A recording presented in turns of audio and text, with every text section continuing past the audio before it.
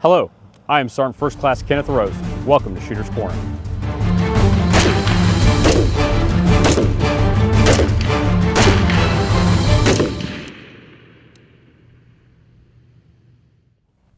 Welcome to this edition of Shooter's Corner. Today we're going to talk about the three firing positions: the standing, the kneeling, and the prone position.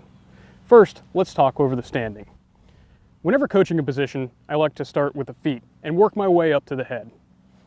First, Specialist Cleveland's going to move into an aggressive athletic stance. His feet are going to be about shoulder width apart, with his non-firing foot slightly in front of the firing foot. A slight bend in the knees and a slight bend in the waist. This keeps his center of gravity forward of his hips in order to control recoil while firing from the standing position. He'll then come up to a high ready position, looking over the sights. Starting at the muzzle, he has a good firm grip on the end of the weapon, as far out as he can get. This allows him to control between targets quickly as possible while mitigating the recoil. His elbow will be aimed out. This helps to control the recoil of the rifle. His firing side grip, he will have a firm, high, handshake grip on the pistol grip with natural trigger finger placement. His firing side elbow will rest naturally at its side.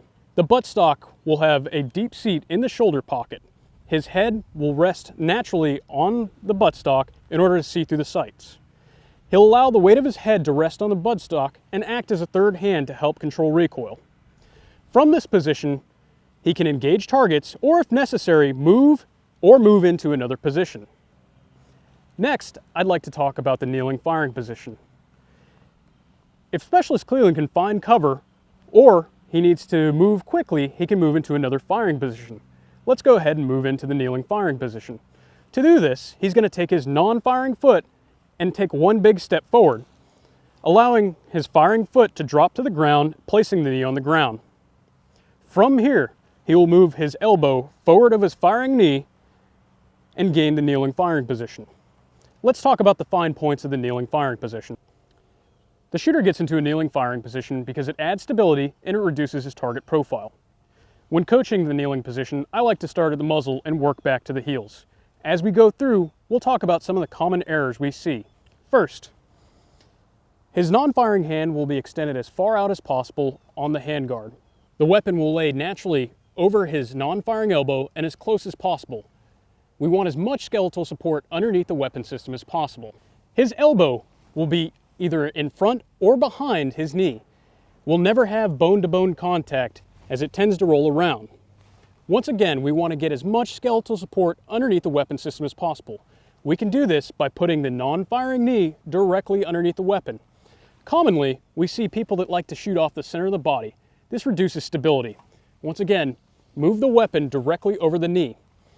The non-firing heel will be planted firmly in the ground.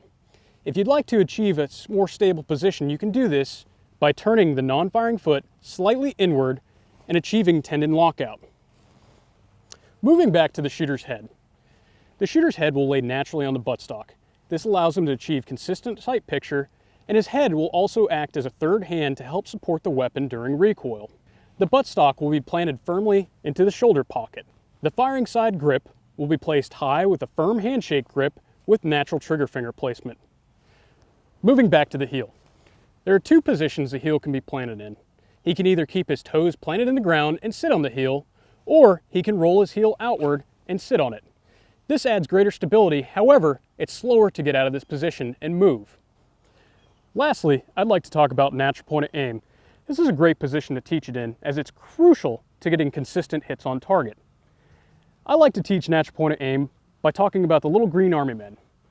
If you remember the little green army men, they were planted fixed on a base, and in order to aim them at a target, you had to turn them.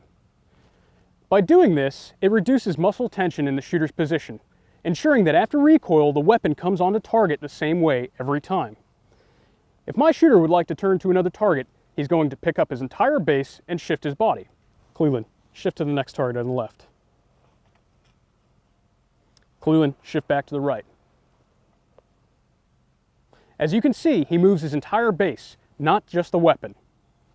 If the shooter would like to adjust the elevation of the gun, up or down, he can do so by moving his non-firing hand forwards or backwards on the handguard of the weapon. One of the best ways to practice the kneeling fire position is through dry fires. By simply getting down with an unloaded weapon and sitting in this position, it will become more comfortable and easier to assume. Next, I'd like to talk about the prone firing position.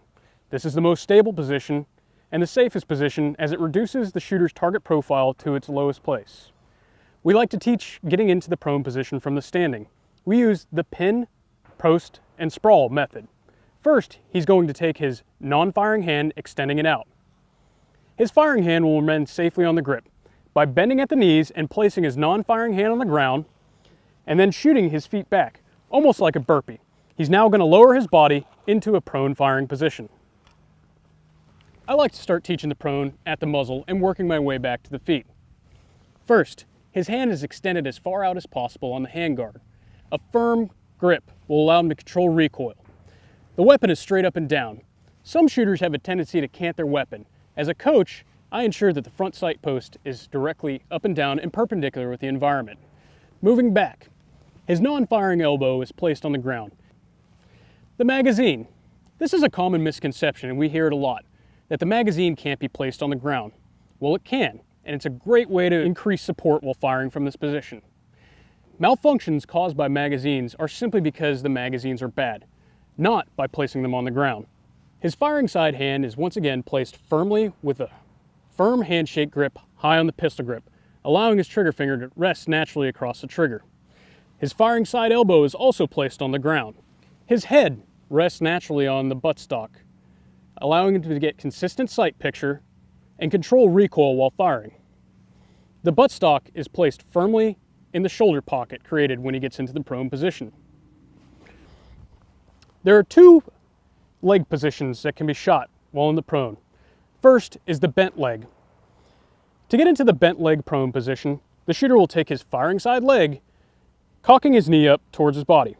This raises the diaphragm off the ground and allows him to control breathing.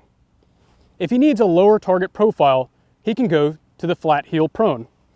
He does this by kicking both feet out, allowing the heels to lay inward and naturally on the ground. I'd like to cover natural point aim again. As we talked about in the kneeling segment, think of your shooter as the little green army man. This time, his pivot point will be his belt buckle. If the shooter needs to turn to engage another target, he will pick up his entire body and shift to that target. Cleland, shift to the target to the right. This allows him to achieve natural point aim, ensuring that the weapon system returns to the target after recoil. This wraps up the 3 firing positions. Join us next time when we cover the 2 main firing tasks. This was Shooter's Corner. Thanks for watching, and we'll see you next time.